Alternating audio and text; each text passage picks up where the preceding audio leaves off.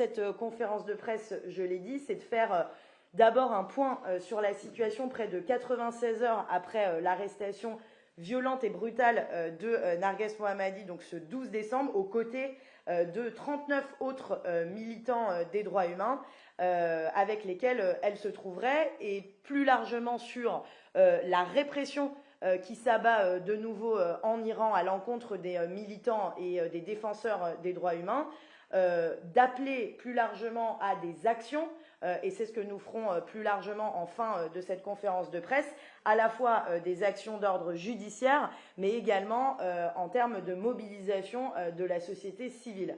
Et donc, sans plus attendre, je vais laisser la parole en anglais à Hamid Reza Mohammadi, qui est le frère de Narges, qui va s'exprimer pour nous parler notamment de l'échange très bref qu'il a pu avoir avec sa sœur au téléphone et faisant état donc des violences qu'elle a subies. Please, Hamid Reza, if you want to start with the current situation of Narges and what she said to you briefly when you spoke with her in the last hour. Thank you. Thank you. Welcome to our all guests. I should correct one thing. Narges didn't speak with me. She spoke with my brother in Iran because it's not possible for the prisoners to contact other countries. It was my brother in Iran, who is our older brother. He got a brief phone call from Narges. After Narges was arrested, along with many others, we don't know the exact numbers. It is estimated 40 to 50 people. We don't know exactly. But there were some people who we are sure were arrested, like Sabida Bolian and Aliye. Narges was arrested brutally with violence. And this violence was not restricted to Narges, it was widespread against all people there. After she was arrested, we had no information who arrested her, which organization, and we were worried about her health. As Narges had announced before, they had threatened to eliminate her physically, and we were certainly worried about her health. After some days, Narges managed to call my brother in Iran, and she was in a very bad condition. Physically, she had been attacked. First, we didn't know, but it is confirmed that she has been hit by police clubs on the face, on the head, and on the neck. She has bruises on her neck and face. My brother has tried to convince them to agree for an independent doctor to examine her and to have CT scan or any other necessary measures to make sure that she's not received any internal bleeding in the head or any other organ. They have not conceded yet. They have not agreed to any medical examination. As for now, we have very little information about her health, and we are very worried about how she's being held, where she's being held, and how she's treated. And with that, I will give word to any other attendant who wants to continue. Okay. Thank you very much, Mr. Mohammadi. And yes, you have right to correct my wrong introduction when I said that it was directly to you. Je vais peut-être reprendre la main en français donc, pour expliciter ce qui vient d'être dit. Donc 96 heures après que le prix Nobel de la paix Narges Mohammadi, défenseuse pour les droits humains et pour la démocratie, était brutalement et arbitrairement arrêtée par le régime dans la région du Khorasan, donc qui est au nord-est de l'Iran, donc près de Mashhad. Elle est loin d'être la seule concernée, c'est ce qui a été dit et qui a été rappelé. Elle a été privée de liberté aux côtés d'un certain nombre d'autres militants des droits humains. On l'a cité, Sepi Degolian, l'avocat Javad Ali Kordi, donc qui est le frère de cet avocat illustre qui a défendu les droits humains en Iran, donc qui n'est autre que Khosrow Ali Kordi, on se souvient, dont le 6 décembre, son corps sans vie avait été retrouvé à son cabinet pour une raison simple, c'est qu'il avait lui-même défendu les prisonniers politiques et les prisonniers d'opinion, notamment du mouvement Femmes et Liberté, et qui avait été retrouvé donc décédé à son cabinet. Immédiatement après, des suspicions se sont déployées sur les circonstances exactes de sa mort. Son frère Javad Ali Kordi, qui lui aussi est, à l'heure où on se parle, privé de liberté, a suspecté la main des autorités iraniennes, puisque son frère avait lui-même, quelques mois auparavant, adressé une correspondance aux Nations Unies indiquant qu'il se savait lui-même en danger de mort à raison des dossiers politiques qu'il défendait, en tout cas d'avoir défendu des prisonniers politiques. Ce qu'on sait de façon absolument certaine, c'est qu'aujourd'hui, il y a 39 autres individus à minima qui se trouvent incarcérés, puisque les autorités iraniennes l'ont officiellement confirmé, mais en réalité, les décomptes que nous avons en notre possession et qui sont corroborés par les familles, aujourd'hui, vont vers un nombre bien supérieur. Ce serait en réalité 50 personnes à minima qui seraient aujourd'hui arbitrairement détenues. Le contexte qui précède cette interpellation, je l'ai dit, c'était en marge d'un rassemblement à l'occasion donc de la cérémonie funéraire qui commémorait la mort donc de Khosrow Ali Kordi et qui est intervenue 7 jours après son décès. Je l'ai dit aussi, les circonstances suspectes. Pourquoi? Parce qu'il y a un rapport de l'organisation Iran Human Rights qui documentait des marques de contusion sur le corps de cet avocat, autant d'indices qui laissaient donc entendre et rendre plausible l'hypothèse selon laquelle c'était les autorités iraniennes qui pouvaient potentiellement être derrière un assassinat d'État. Ce rassemblement donc a eu lieu à l'extérieur de la mosquée où s'est déroulée la cérémonie funéraire, et c'est à cette occasion que le frère du défunt, donc l'avocat Javad Ali Kordi, a pris la parole pour saluer la mémoire de son frère. Ensuite, il a invité Narges Mohammadi et d'autres militants, dont Sepi Degolian, à prendre la parole à l'occasion de cette cérémonie, qui avait lieu en public. Et rapidement, la foule s'est jointe à ce rassemblement. C'est dans ce contexte que Narges Mohammadi a pu s'exprimer devant la foule, et les paroles qui lui valent aujourd'hui d'être interpellé. J'aimerais prendre quelques minutes pour revenir sur les mots qui ont été ceux de Narges Mohammadi et qui lui ont valu aussitôt, à elle mais aussi à ses camarades et militants, l'arrestation brutale. Donc je vais donner lecture de ce qu'elle a dit. Voilà ce qu'elle a dit. Nous sommes réunis en ce jour pour honorer la mémoire d'un homme, d'un avocat infatigable défenseur des droits humains. Voilà ce qu'elle a dit. Nous sommes à cette heure la voix des sans-voix, comme Khosrow Ali Kordi était lui-même la voix des prisonniers politiques. Elle a ajouté: nous nous rappelons aujourd'hui au souvenir de Majid Reza Ravanard, exécuté par le régime pour avoir pris part au mouvement Femmes et Liberté.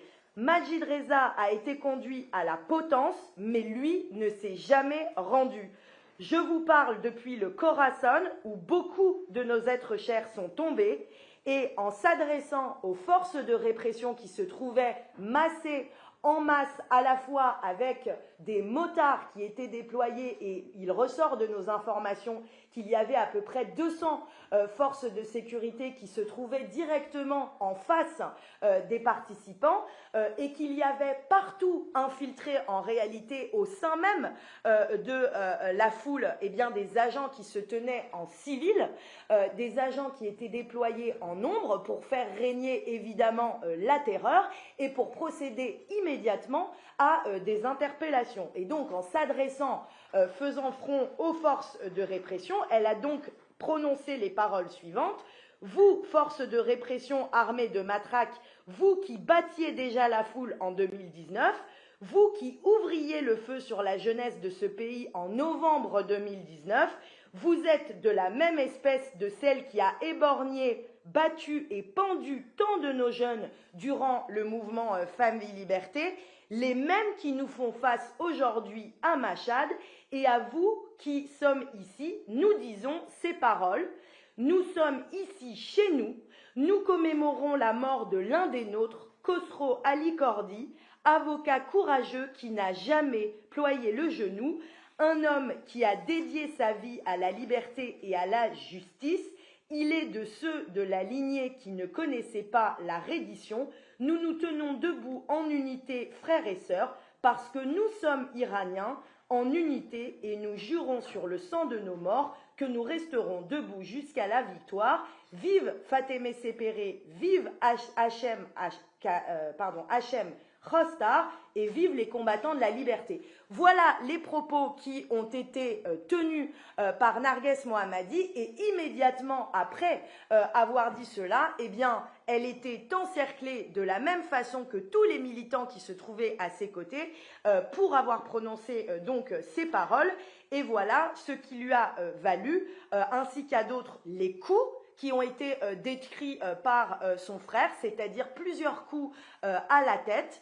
Ça a été le cas également de Sepideh Rolion, qui ont été tout du long insultés, injuriés, traités en des termes sexistes, injurieux, misogynes, qui ont été également, c'est le cas de Narges Mohammadi, accusée d'avoir eh bien, été une traître, pour reprendre les mots, une traître à la nation, pour avoir été une traître au profit du Mossad et des autorités israéliennes. Voilà quels ont été les mots qui lui ont été assénés par les forces de sécurité immédiatement lorsqu'ils l'ont appréhendée de force et traduite, tirée par les cheveux, mais également traînée sur le sol et envoyée avec brutalité dans le véhicule qui l'a conduit à un centre de détention qui aujourd'hui n'est pas identifié. Les autorités judiciaires iraniennes n'ont pas non plus confirmé le lieu de détention dans lequel elle se trouve, ni elle, ni en réalité certains des militants qui se trouvent incarcérés avec elle. Elle a, dans l'appel qui a été relaté tout à l'heure, indiqué qu'elle ne se savait elle-même pas détenue, elle ignore en réalité le lieu où elle se trouve. Elle sait qu'elle est détenue par des agents qui procèdent en réalité depuis plus de 96 heures à des interrogatoires massifs où elle est interrogée, elle et les autres militants, sur ce rassemblement, sur les propos qui ont été tenus. Également, ça a été dit tout à l'heure, et je suis rejointe à l'instant par Jonathan, donc il va parler tout à l'heure pour RSF. Et donc, Lohan, si vous le voulez bien, pouvoir nous fournir de quoi en tout cas pour mon collègue, s'asseoir. Et donc, je le disais tout à l'heure, donc à ce stade, nous ne savons pas où se trouve Narges Mohammadi. Son lieu de détention est donc inconnu. Les autres militants et personnes qui sont arrêtés arbitrairement également. Il était question que les uns et les autres soient traduits devant la chambre révolutionnaire donc du tribunal de Machhad, et que les charges selon lesquelles ils sont accusés sont collusion contre la sécurité nationale, autrement dit d'avoir comploté contre la République islamique d'Iran. Évidemment, ces charges sont absolument fallacieuses. Ce sont des charges qui sont politiques et qui visent uniquement à réprimer l'usage qui a été fait de la liberté d'expression de Narges Mohammadi et des militants qui se trouvaient autour d'elle, qui revendiquaient leur droit légitime à ce que vérité et justice soient faits sur la mort suspecte de cet avocat défenseur des droits humains. Aucune précision n'a été faite aujourd'hui par les autorités judiciaires iraniennes, sinon qu'ils étaient effectivement en possession d'individus, disent-ils, je reprends les termes qui sont ceux des autorités iraniennes, qui auraient tenu des propos provocateurs, voilà ce que dit aujourd'hui le régime iranien, et qui auraient donc participé à commettre des troubles. Dans une tribune donc du 15 décembre parue par un certain nombre de personnalités de la société civile iranienne, dont le réalisateur primé à Cannes, Jafar Panahi et Mohammad Rasulov, les uns et les autres appellent à la libération de leurs compatriotes et il ressort de nos informations de la part de certaines familles que des familles continuent de se rendre devant le centre de détention qui se trouve à Machhad pour espérer avoir des nouvelles sur le sort judiciaire de leurs proches, donc la cinquantaine en réalité de personnes qui sont aujourd'hui arrêtées, pour avoir des informations sur leur sort et pouvoir garantir que ces personnes, donc ça vaut aussi bien pour Narges Mohammadi que pour ses collègues, puissent avoir le droit de pouvoir communiquer avec un avocat, qu'elles puissent avoir le droit de pouvoir s'entretenir avec leur famille et de pouvoir avoir accès aux dossiers sur la base desquels, on le craint, dans les prochaines heures, les uns et les autres pourraient avoir affaire devant une justice qui, aujourd'hui, ne présente pas les garanties d'indépendance et d'impartialité pour pouvoir être jugés. Sur le climat de répression plus brutal encore dans lequel intervient cette arrestation qui évidemment ne laisse rien au hasard, je vais laisser la parole à monsieur Rahmani pour évoquer cela et peut-être avant de lui laisser la parole, je vais prendre un temps pour traduire en tout cas rapidement ce qui va faire l'objet de sa prise de parole. آقای رحمانی شما الان اگر اجازه بدین میشه خیلی کوتاه توضیح بدین که الان این بازجویی و این یعنی در واقع که گرفتن این آدما رو کلا تو چه شرایط بابت کلی هم زندانیای سیاسی و هم آدمایی که الان اعدام شدن و بیشتر از این مراسم این آقا مجید رضا قنور که کشته شده 3 سال پیش در واقع داستان چی بود؟ این یه وکیل حقوق بشری بوده در مشهد که پرونده های متهمان جنبش مهسا ما فعالان جنبش مهسا رو همه رو قبول میکرده. جبهه ملی ایران میگه این عضو ما بوده ولی این وکیل حقوق بشری بوده و این دو بار ترجمه Oui, s'il vous plaît.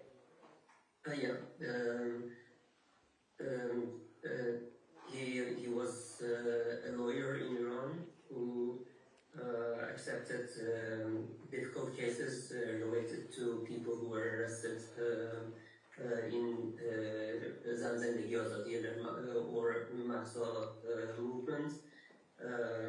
He's been claimed to belong to Jabhat Mehdi, but he was an independent lawyer.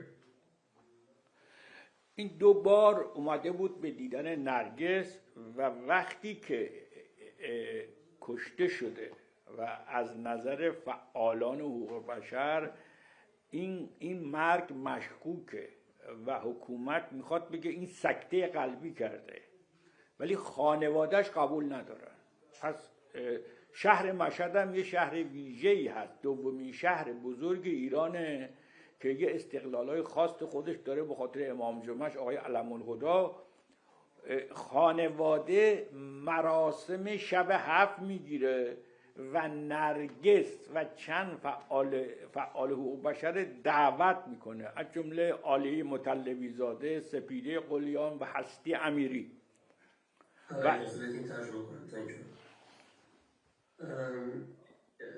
He had met Nargis twice.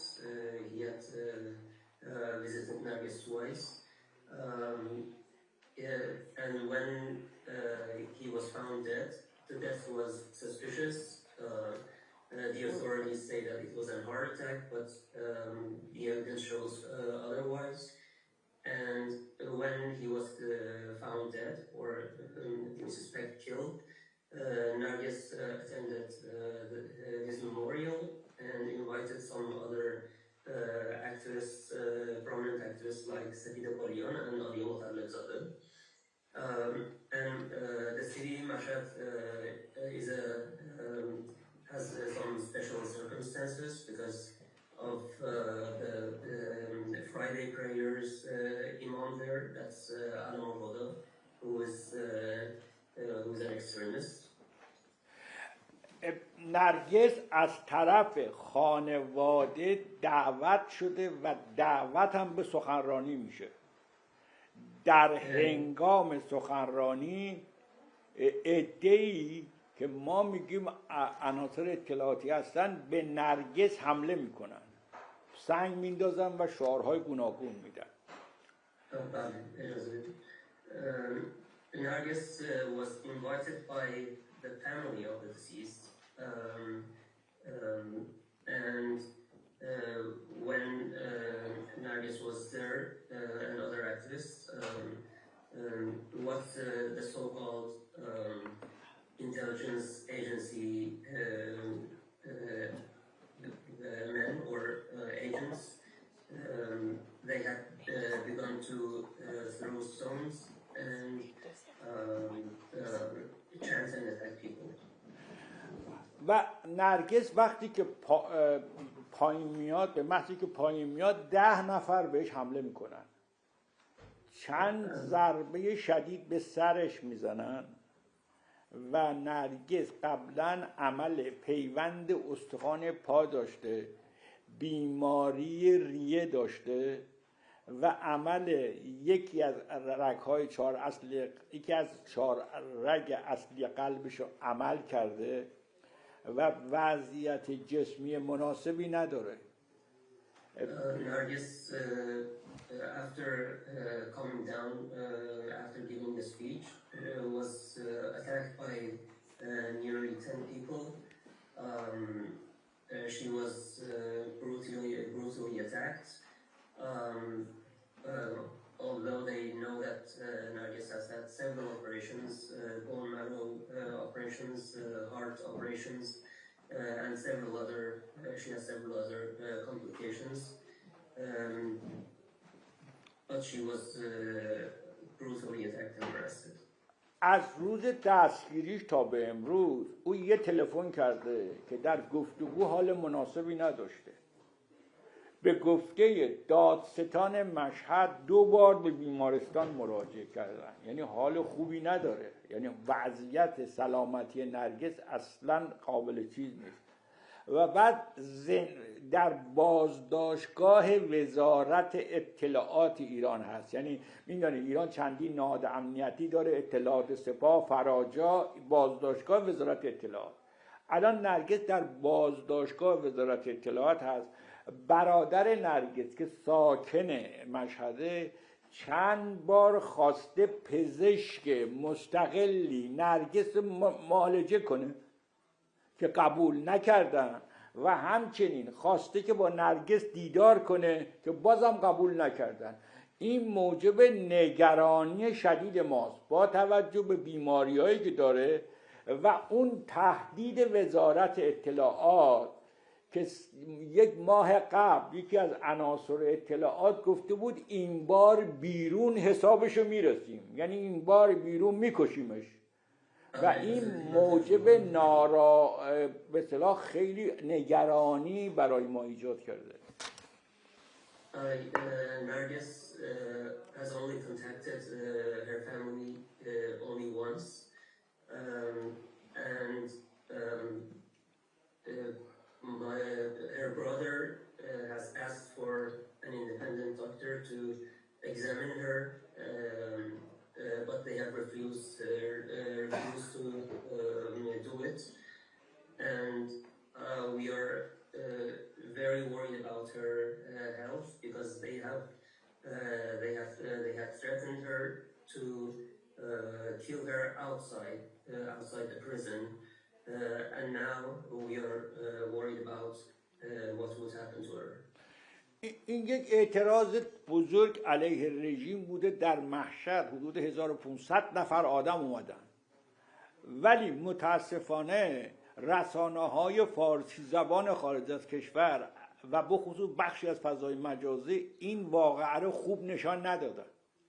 این در حقیقت اعتراض به قتل یک وکیل فعال حقوق بشر بود و مراسم به حدود منتعرف شد. یعنی در خراسان که یکی از شهر مهم و امنیتی ایران هست، دومین شهر بزرگ ایران و شهر امنیتی هست به خاطر وجود علم الهدی که یک انسان بسیار خطرناکی است، این یک اعتراض بزرگ بود و باید به این طرف میرفت که یک وکیل کشته شده است و مردم معترض این قضیه هستند و این متاسفانه خوب نشان داده نشد. ما میخوام رسانه ها اینو نشان بدن که مردم به قتل یک وکیل حقوق بشری معترضن و تعداد مردم شرکت کننده قابل توجه با توجه به این که وضع خیابان‌های ایران امنیتی است و رژیم بسیار سرکوبگره.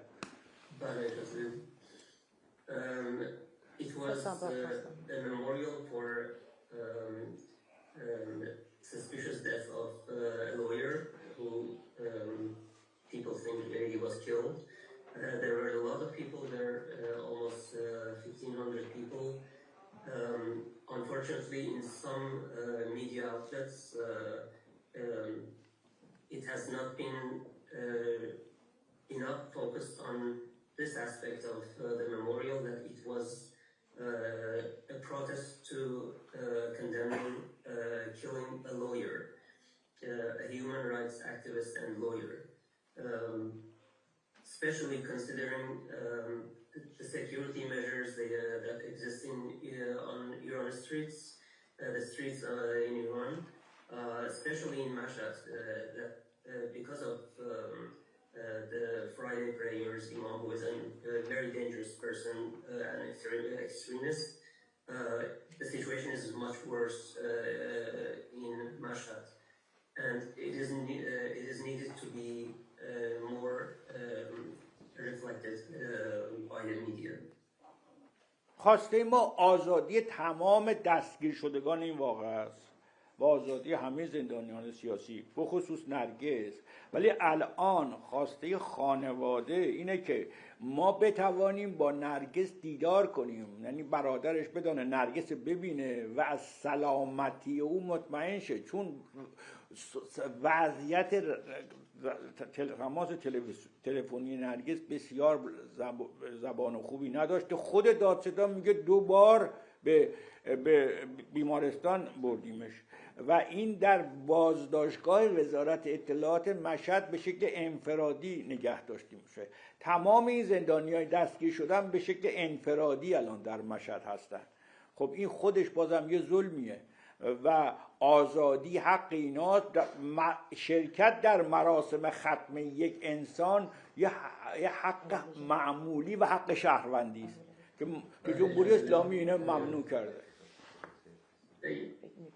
Our first demand is that all people attending the memorial should be released, especially Narges, who when made the call, it was clear that she was not well. we demand that her brother in Iran is able to meet her and make sure that she's not injured, she's not hurt, and taking part in a memorial is right of every human being, and no one should be arrested for mourning someone's death. نرگس در همون تماس تلفنی گفته به وکیل من بگید که به کسایی که منو زدن از اونا شکایت کنن. این شجاعت یک زندانیش که به خاطر این جمله تلفن قطع میشه. یعنی در زندان او خواستار اینه که به خاطری که کتکش زدن و نذاشتن حرف بزنه و شرکت در این مراسم براش جرم انگاشتن، از وکیل خواسته که از کسانی که مانع شدن، یعنی از مقامات حکومتی شکایت کنه و این خواسته نرگس بوده، با وجودی که حال مناسبی نداشته تو تلفن این حرف زده و خب تلفن قطع شده. Nargis and others are held in solitary confinement by the intelligence agency in Mashhad. When Nargis was able to call my brother, she told him to make an official complaint against people who have brutally attacked her and arrested her. And at that moment, the phone call was cut. C'est bon. Ok. Je vais m'arrêter sur un point qui a été dit, mais qui est très important, et je ne suis pas sûre que tous les médias français, notamment, aient pu en mesurer l'étendue. Ce qu'a dit M. Rahmani, c'est que ce qui s'est passé avec la mort de cet avocat iranien défenseur des droits humains est très grave. C'est-à-dire qu'il faut comprendre que le rassemblement, il a été insuffisamment couvert, y compris par les médias indépendants iraniens, qui n'ont pas pris la mesure de ce que ce rassemblement de plus de 1500 personnes dans une ville telle que Mashhad, qui est une ville très pieuse, mais surtout une ville extrêmement sécuritaire, dans laquelle nul ne peut faire un pas et exprimer une opinion sans être immédiatement interpellé, et que dans cette ville, aux abords d'une mosquée, alors que se tenait une cérémonie funéraire précisément pour rendre hommage à la mort d'un avocat sur lesquels il y a des suspicions, selon lesquelles il aurait été assassiné par l'État, eh bien, malgré tout, il y a eu ce rassemblement qui a vu plus de 1500 personnes à peu près se tenir. C'est inédit et c'est important pour l'histoire de la compréhension de ce qui se joue en Iran. Et que dans ce contexte-là, de cette répression-là épouvantable, avec un pic des exécutions comme jamais auparavant, eh bien, il y a des militants des droits humains qui ont fait face à des policiers, des agents du renseignement, plus de 400 armés, je l'ai dit tout à l'heure, et qui, dans ce contexte-là, ont quand même pris la parole, se savant, connaissant quel allait être leur sort, ont bravé et ont défié à la fois les autorités qui leur faisaient immédiatement face et physiquement face. Et dans ce contexte, je le rappelle parce que je l'ai dit tout à l'heure, mais je crois que ça n'a pas été suffisamment bien noté, ont les yeux dans les yeux dit à ces forces de sécurité qui étaient à moins de 15 mètres d'elles, vous qui ouvrez sur le feu de la jeunesse de ce pays, vous êtes de l'espèce qui a éborgné, battu et pendu tant de nos jeunes, et vous qui nous faites face aujourd'hui, nous nous disons que nous sommes ici chez nous, que nous ne partirons pas, que nous sommes les Iraniens. Voilà. Et donc, il faut comprendre la séquence qui s'est jouée. Et c'est dans ce contexte-là que Narges Mohammadi et les autres ont été arrêtés. Mais ils sont allés au contact des forces de sécurité. Ils sont allés au face-à-face avec les forces du régime iranien. Et c'est pour ça que M. Rahmani, il a voulu rappeler que c'est cette séquence, en réalité qu'il faut effectivement, dont il faut se faire l'écho. C'est ce face-à-face qui a été un face-à-face effectivement assez brutal, mais qui néanmoins, je crois, montre que ces militants-là n'ont pas démérité. Et M. Rahmani rappelait qu'on ne peut pas en Iran faire usage de sa liberté d'expression. Et là, je crois que c'est une démonstration, une fois encore, internationale, du fait que pour des propos, eh bien, ça vous vaut la détention politique. Et c'est ce qu'a rappelé M. Rahmani aujourd'hui. Et c'est ce qui vaut aujourd'hui à ces 50 militants des droits humains d'être battus, d'être arrêtés et d'être conduits dans les cellules des agents du renseignement sans aucune autre forme de procès et sans pouvoir bénéficier d'un accès à un avocat indépendant. Et donc c'est la raison pour laquelle nous nous saisissons le fait qu'il y ait aujourd'hui tant de médias qui sont réunis pour dire une chose. Eh bien, nous ne tolérerons pas, en tant qu'avocate française, en tant que Reporters sans frontières qui se trouve ici à nos côtés pour défendre ce qu'est Narges Mohammadi, c'est-à-dire une journaliste, en tant que membre de la famille de Narges Mohammadi, nous ne tolérerions pas que dans les prochaines heures, eh bien, sans aucune autre forme, eh bien, il n'y ait pas de libération sans discuter de Narges Mohammadi et de tous ses collègues, parce qu'ils n'ont commis aucun crime autre que eh bien, d'avoir exercé leur liberté d'expression, liberté fondamentale auquel droit ont tous les citoyens du monde, et qu'il n'est pas admissible eh bien, que ces personnes-là, pour les paroles que nous avons dites tout à l'heure, eh bien, aient à payer aujourd'hui le prix d'une détention politique. C'est inadmissible, nous ne le tolérerons pas, et nous souhaitons que tous les médias aujourd'hui, tous les citoyens, tous les élus, toutes les institutions, eh bien, le redisent. En République islamique d'Iran, les Iraniens ont le droit de dire eh bien, que ce régime tue, que ce régime pend, que ce régime arrête des manifestants, parce que c'est la démonstration encore aujourd'hui que c'est le cas. C'est le cas puisque précisément, c'est ce à quoi s'est employé le régime iranien eh bien, pendant ces 4 derniers jours. Donc cela est non seulement dit, c'est réitéré de nouveau ici par notre voix, et sans aucune autre forme de procédure, eh bien, ces personnes doivent être libérées parce qu'elles n'ont pas à payer le prix du fait de vivre sous une dictature cléricalo-militaire telle que celle du régime iranien.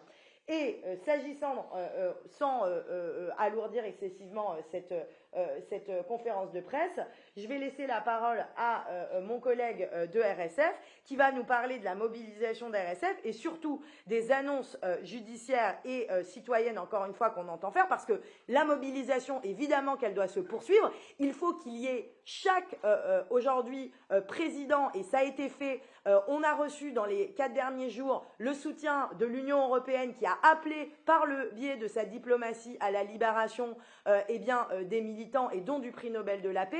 On a eu le comité Nobel. Par la voix de la représentation nationale, on a la présidente de l'Assemblée nationale française qui a exprimé sans aucune autre forme de pudeur sa solidarité, mais surtout le fait qu'il fallait que ces détenus soient libérés.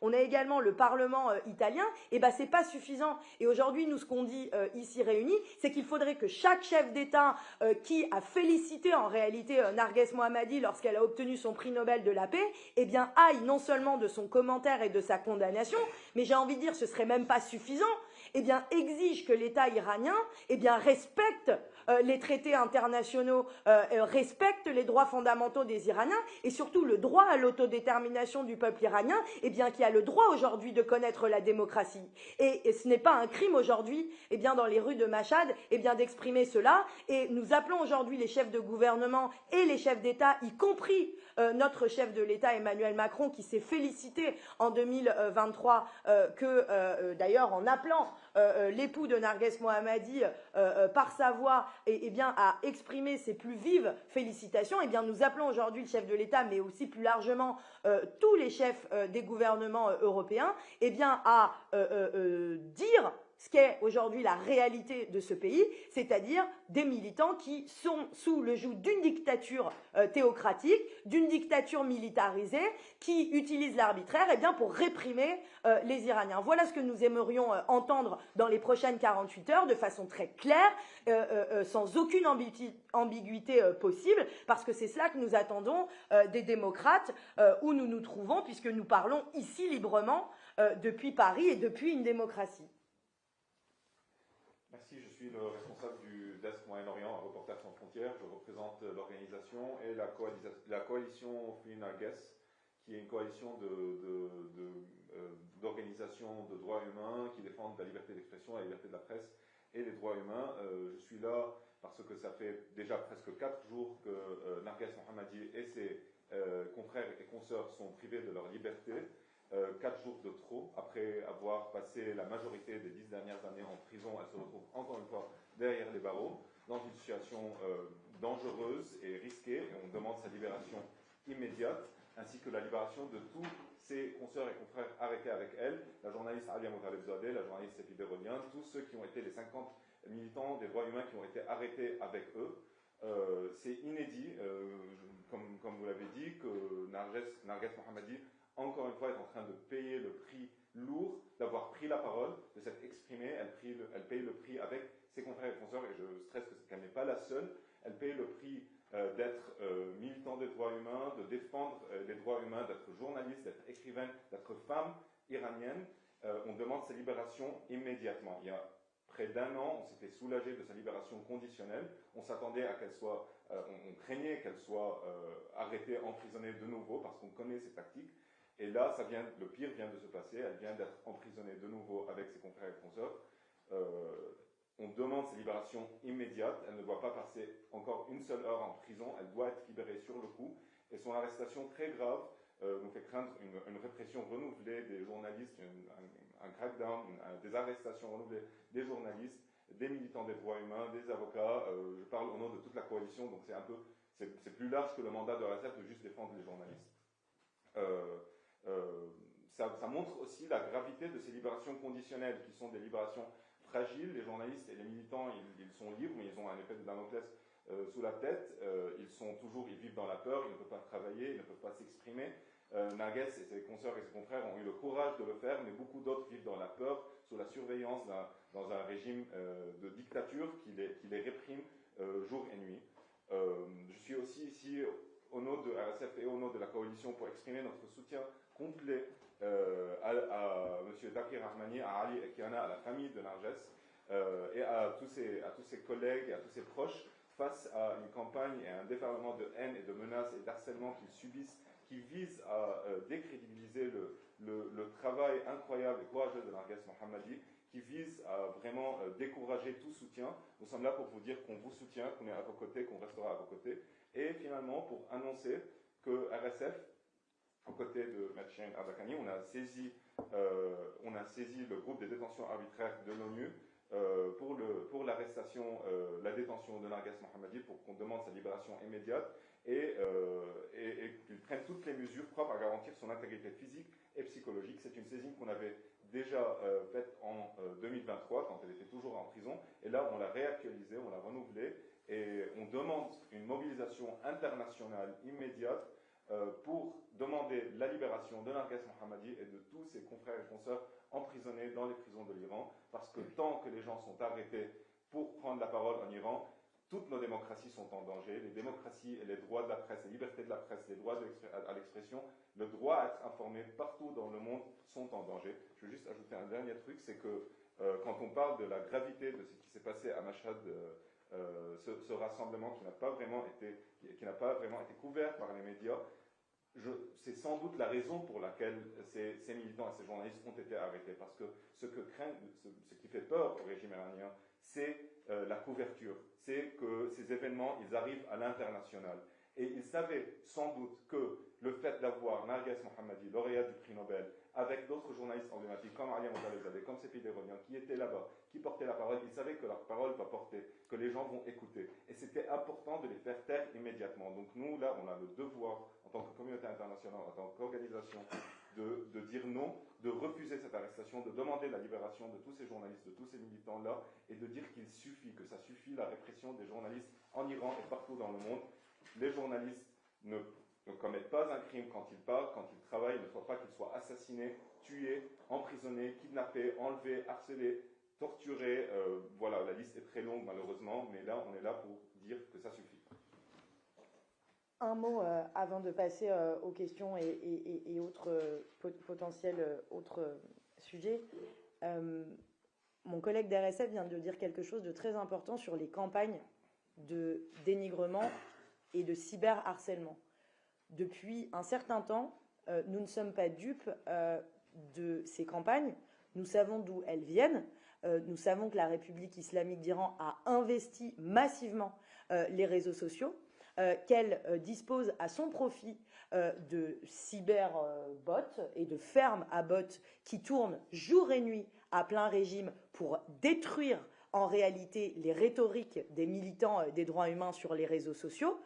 Narges Mohammadi, depuis 4 jours, fait l'objet d'une campagne coordonnée massive sur les réseaux sociaux qui, de notre point de vue, ne fait aucun doute sur ce qui se trouve en réalité à la manœuvre. C'est évidemment la cyberarmée du régime iranien qui, non content de procéder à une répression dans les rues, procède également à une répression sur le cyberespace.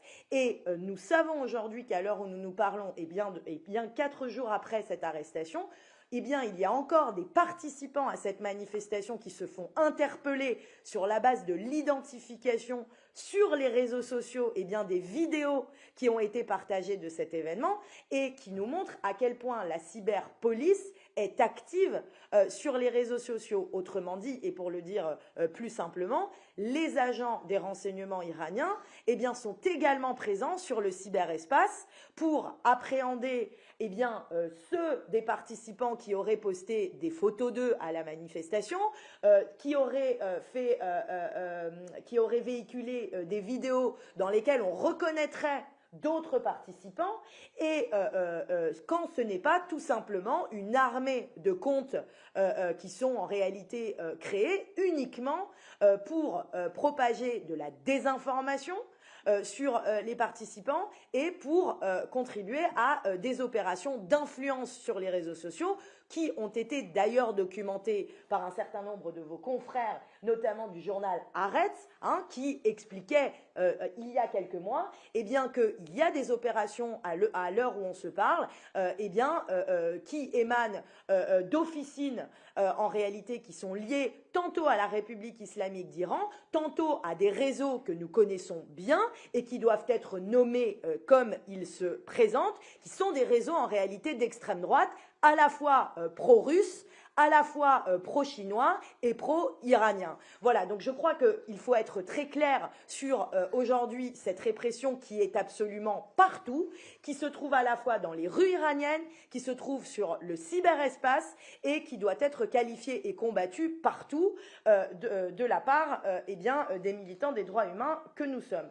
Sur les annonces, et là je le dis très humblement, nous réfléchissons actuellement, nous avocats, à faire une communication auprès du bureau du procureur de la Cour pénale internationale. Nous savons que l'Iran n'est pas, en réalité, n'a pas ratifié le statut de Rome, mais néanmoins, nous considérons aujourd'hui, sur le fondement de l'article 15 du statut de Rome, que les faits de répression à l'encontre des journalistes massivement arrêtés, massivement tués, à l'encontre des avocats qui sont effectivement tués, et Khosrow Ali-Kordi n'est pas le premier, à l'encontre de ces emprisonnements qui sont massifs et que nous considérons aujourd'hui qu'il s'agit d'une attaque systématique et généralisée de civils, nous considérons que nous avons là suffisamment d'éléments qui nous permettent de penser, sur le fondement de l'article 15 du statut de Rome, qu'il y a là un crime contre l'humanité qui, depuis septembre 2022, par son caractère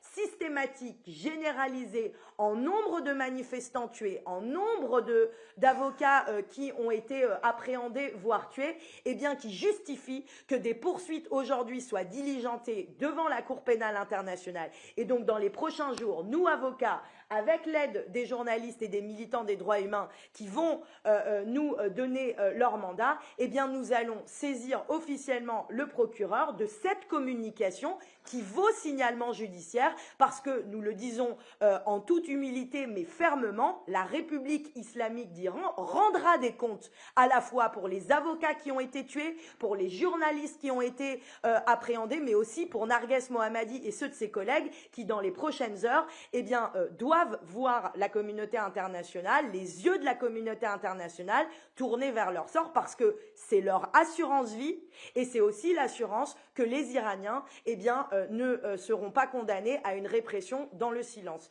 Voilà quel a été notre message. Et là, on va ouvrir une séance de questions-réponses brève avec le concours peut-être de nos alliés qui sont encore là pour traduire, s'il faut, du persan en anglais et inversement.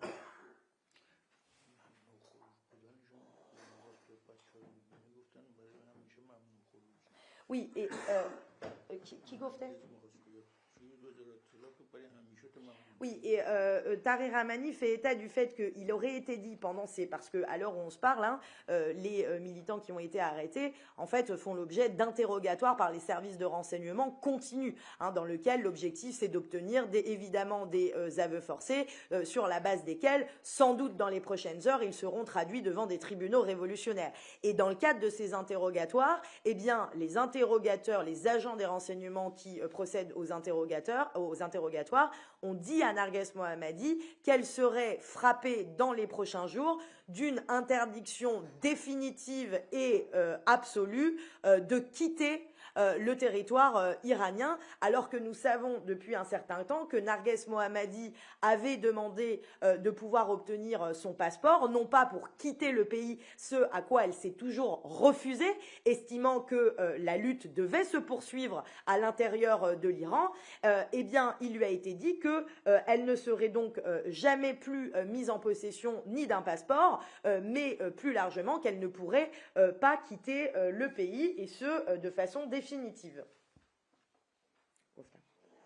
Bien, est-ce qu'il y a des questions? Oui, je vous en prie, est-ce que vous voulez bien à chaque fois dire de quel média vous êtes? Agence Presse. Deux questions et une précision, s'il vous plaît.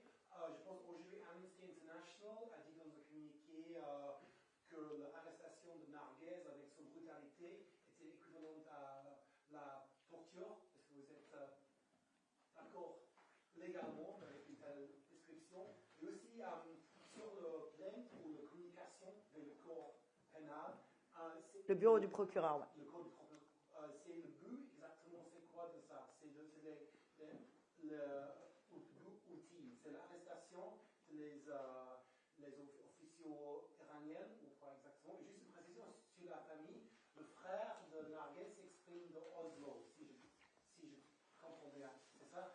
Ça c'est Hamid Reza. Oui, tout à fait. Est-ce que c'est possible de nous donner le nom de le frère qui est en Iran, ou c'est mieux de ne pas le dire? Juste parce que c'est clair. J'ai compris. Merci beaucoup.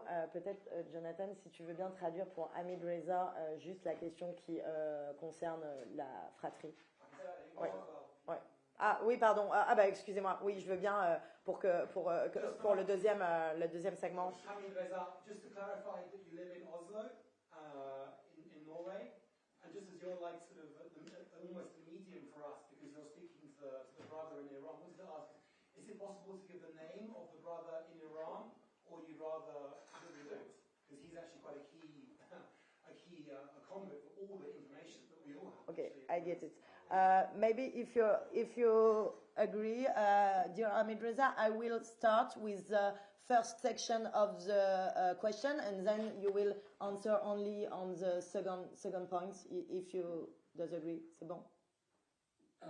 Yes, okay. I'll answer the question and I have something as well. Ok, merci beaucoup. Alors, juste pour vous répondre sur le premier point, l'objectif donc de la communication que nous allons faire dans les prochains jours, donc sur le fondement de l'article 15 donc du statut de Rome, qui permet donc à toute victime ou à tout tiers, y compris ONG, de signaler auprès du procureur de la Cour pénale internationale tout fait qui lui semble rentrer dans la qualification de crime contre l'humanité. Et donc ce signalement, en réalité vos signalements judiciaires, n'emporte pas comme conséquence nécessairement une ouverture de poursuite, mais toujours est-il que ça a valeur d'un signalement judiciaire. Nonobstant d'ailleurs la circonstance que les autorités iraniennes aient signé mais non ratifié évidemment le statut de Rome. Pourquoi nous faisons ça? Parce que nous voulons signaler auprès de la communauté internationale que ce qui se joue en Iran, en réalité, depuis 45 ans plus singulièrement, mais plus spécifiquement depuis la mort de Jina Mahsa Amini, eh bien, porte un nom. Et ce nom de cette qualification-là, c'est celui de crime contre l'humanité, par le caractère massif et généralisé de la répression qui a été faite absolument sanglante de l'ensemble de la population, le caractère systématique des détentions arbitraires de l'ensemble des journalistes, de l'ensemble des avocats qui sont assassinés par l'État iranien, et bien que cela a un nom, qu'il faut qu'il y ait des poursuites aujourd'hui à l'encontre des dirigeants iraniens et que nous les combattons politiquement, mais que nous les combattons aussi judiciairement, et qu'il n'y a pas aujourd'hui d'impunité sur ce régime, et qu'il y a, et je le dis là aussi très tranquillement, dans le silence en réalité de la communauté internationale depuis 2022, une commission d'enquête, une mission d'établissement des faits qui est placée sous l'égide de l'ONU, qui documente ces crimes contre l'humanité et qui a conclu de nouveau en mars dernier à une suspicion par le caractère systématisé de la répression de crimes contre l'humanité. Donc ce que nous disons là est documenté, ce que nous disons là est corroboré par cette mission d'enquête, et aujourd'hui ce que nous demandons, c'est que plus que des paroles, eh bien la communauté internationale agisse pour qu'il y ait des poursuites qui soient diligentées contre ceux qui aujourd'hui sont les mêmes qui détiennent Narges Mohammadi dans les prisons politiques. Et donc nous ne voulons pas que des paroles politiques, aujourd'hui nous voulons que la justice internationale, et je suis bien en peine de le dire aujourd'hui, qui est rejetée à la fois par le régime iranien et hélas également parfois par les démocraties. Eh bien nous sommes clairs quand nous disons que la justice internationale est toujours le chemin par lequel les peuples obtiennent vérité et justice sur la nature des crimes qui sont en train de se jouer aujourd'hui devant nos yeux, parce que c'est de ça dont on est en train de parler aujourd'hui. Quand on parle de l'arrestation de Narges Mohammadi, en réalité on parle de crimes qui sont commis sous nos yeux par l'État iranien. Donc nous ce que nous demandons, c'est que ces crimes soient poursuivis par les entités qui aujourd'hui doivent pouvoir être en mesure de le faire, c'est-à-dire la Cour pénale internationale. C'est ça l'objectif. Je ne sais pas si j'ai répondu à la question. Est-ce que tu veux ajouter un élément là-dessus? Shirin, can I add something? Oui. I just wanted to add something very important. That brother of the deceased lawyer, Jawad Ali Kurdi, who was arrested after demanding the authorities to release all the people who were arrested at the memorial. And he was arrested because he insisted on the people being released. So it is very important to show that we also demand his immediate release. He is an honorable person pursuing justice for his brother and people who he invited to the memorial. And I also want to mention that Narges, we know she is a Nobel laureate, and it might be some considerations, at least superficially, when they want to, and when they treat her. But experience shows that in Iran, people who are less known are treated much worse. So it is of great importance to demand release of all the prisoners. So far we know people like Sadida Bolian, Aliye Motalebzadeh. She has cancer. She's being denied medical help, and her life is in danger. Abulfazl Abri, Puran Nazemi, Hassan Bagheri Mia, Tayyib Nazari, Aliye Motalebzadeh, I mentioned, Ali Adinezadeh, and Hastian Amiri. There are a lot of other people whose names will be available if you request from Narges Foundation. Merci. Je pense qu'on va... Oui.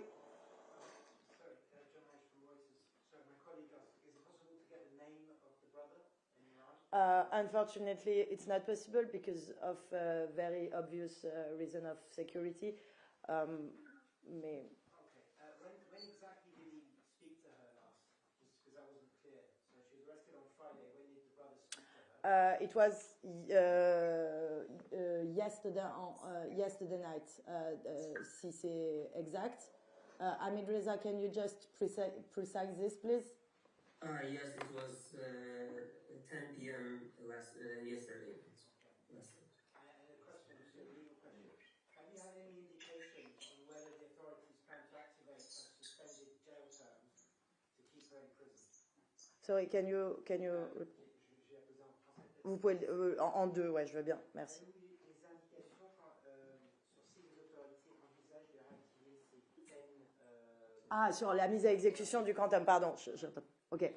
Alors, ok, ben on va le faire aussi après pour que Hamid Reza. On a aujourd'hui, en fait, pour être clair, depuis cet échange qu'elle a eu avec son frère, ça a été tellement court que la seule chose qu'elle a pu dire, c'est j'ai été battue, j'ai été transportée 2 fois à l'hôpital tellement j'avais mal et que les coups étaient importants. Je souhaite porter plainte et je donne mandat à mes avocats pour qu'ils portent plainte, à tous mes avocats qu'ils portent toutes les contestations possibles. Je ne sais pas où je suis détenue parce que je n'ai pas identifié le lieu de détention ni sous la garde de qui je suis. Et il semblerait qu'on va faire l'objet d'un nouveau dossier, donc d'une nouvelle procédure du chef de collusion contre la sécurité nationale. Voilà ce que nous savons de la situation judiciaire, c'est-à-dire celle qu'elle nous a donnée, outre le fait qu'il était question, il y a 48 heures, mais sans qu'on ait d'actualisation, qu'il devrait être traduit, plus ou moins, on ne sait pas quand, ni selon quelle procédure, devant le tribunal révolutionnaire de Mashhad. C'est tout ce qu'on sait sur la procédure à proprement parler.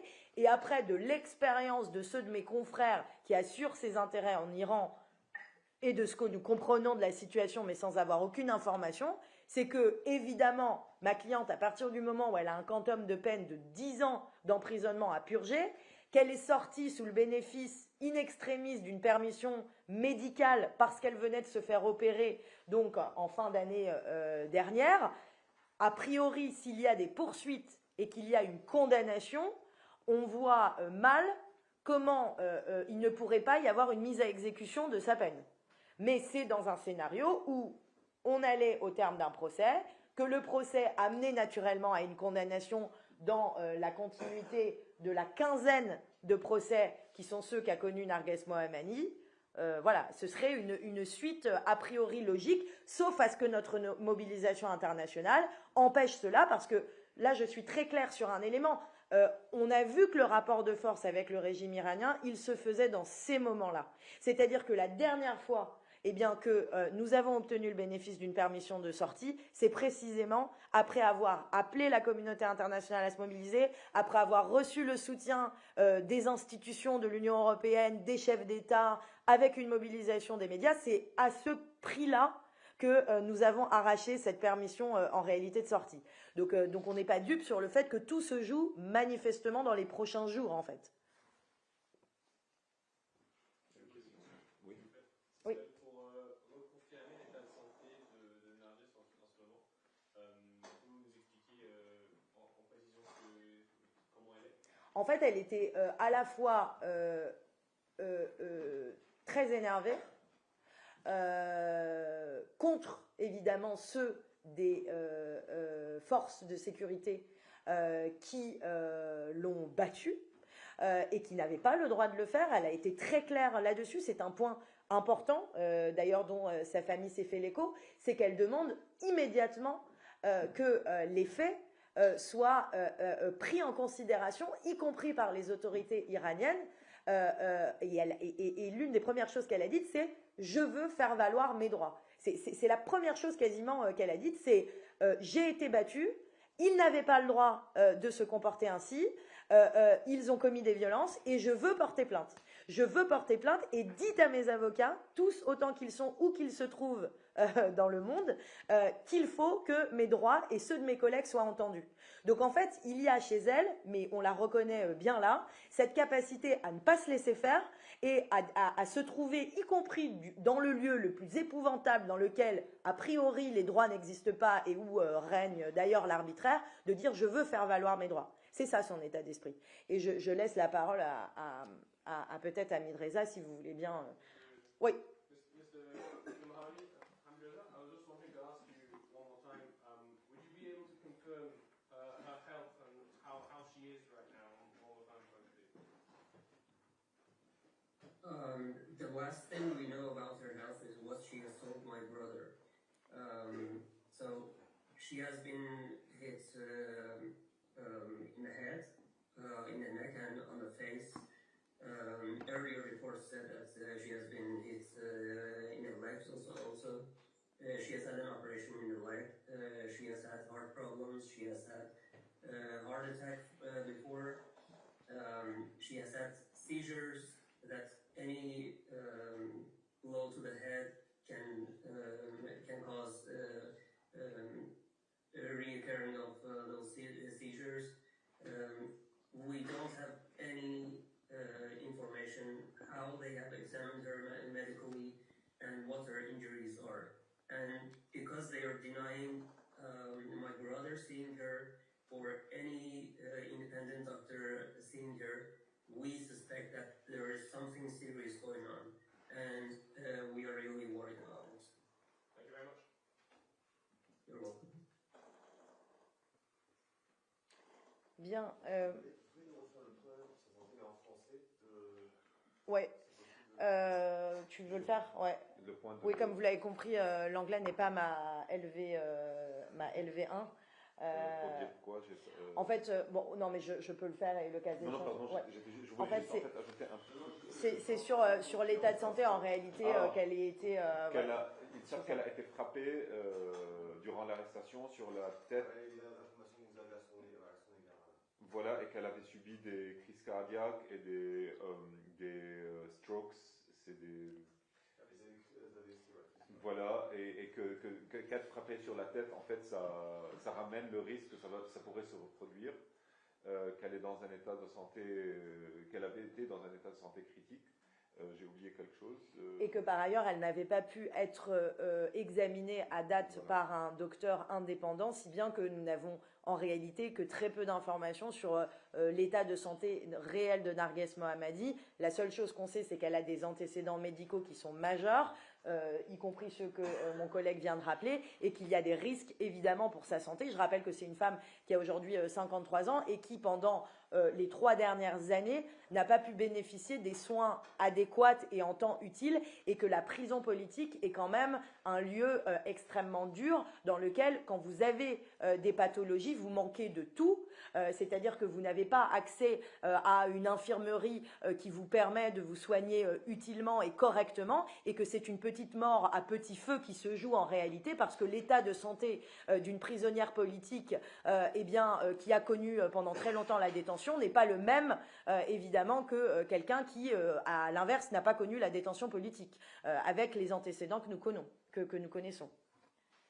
C'est bon. Je peux ajouter un dernier truc, c'est important, mais Narges Mohammadi utilise souvent, toujours presque sa voix pour porter la voix des autres, donc c'est très important de parler aussi également des 50 collègues, près de 50 collègues qui ont été détenus avec elle, et là, près de vingtaine de journalistes qui sont toujours détenus en Iran. Parmi les collègues qui ont été détenus avec elle, on a dit qu'il y avait les journalistes Ali Motalebzadeh, qui elle aussi avait déjà passé du temps en prison, qu'elle avait été libérée, mais là qu'elle se retrouve encore une fois en prison. Il y a Sefi Dewania qui est aussi écrivaine et journaliste.